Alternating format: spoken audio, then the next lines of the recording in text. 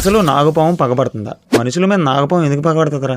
ఈ స్టోరీ ఎలా వచ్చిందో చెప్తాను, దాని తర్వాత మీరే తెలుసుకోండి. అయితే మహాభారతంలో కృష్ణుడు అర్జునుడు కాండవదానానికి వెళ్తారు. కాండవదానం అంటే అడవిని తగలబెట్టడం. ఈ అడవిని తగలబెట్టడానికి వెళ్ళేటప్పుడు ఆ అడవిలో 2 పాములు ఉంటాయి. నాగరాజు తక్షకుడు కొడుకు, అతని భార్య.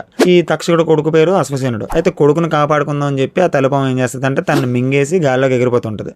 కృష్ణుడు ఎంత వద్దన్నా సరే అర్జునుడు ఆ ఎగురుతున్న పాములు కూడా బాణంతో కొడేస్తాడు. అయితే అందులో తల్లిపాము చనిపోతుంది, కొడుకు బతుకుతాడు అనమాట. అశ్వసేనుడు బతుకుతాడు.